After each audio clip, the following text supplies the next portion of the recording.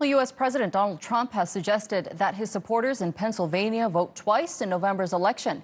It's the second time he's encouraged people to vote once by mail and again in person as a way of testing anti-fraud safeguards. Election officials say the president's comments invite voter fraud, calling them irresponsible and worrisome.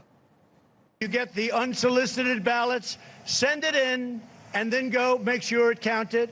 And if it doesn't tabulate, you vote. You just vote.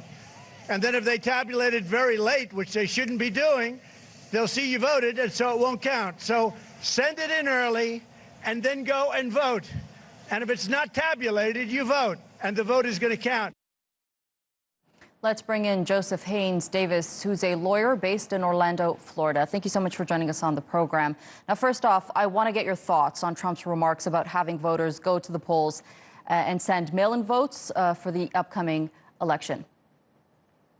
Well, surely voting twice or attempting to vote twice is illegal and should not be encouraged. I cannot speak for the president in terms of where he was coming from, whether he was trying to be humorous or whether he thought that that would be a good idea for citizens to do that. On the other hand, there are possibly matters that might be valid for the possibility of voter fraud in the nation that need to be addressed.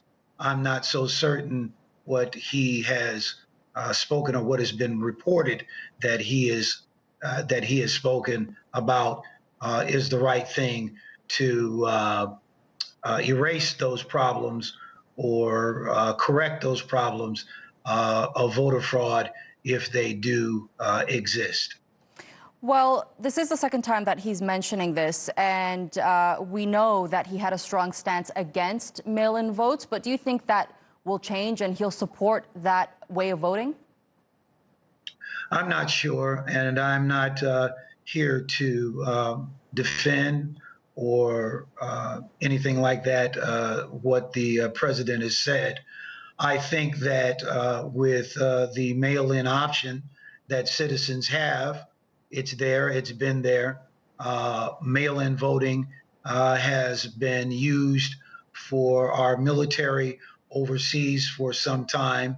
And from what I can tell, for the most part, mail-in voting has been okay for absentee ballots when it's been the military. Now, when you talk about mail-in voting for local citizens to utilize their right to vote, it might be some problems.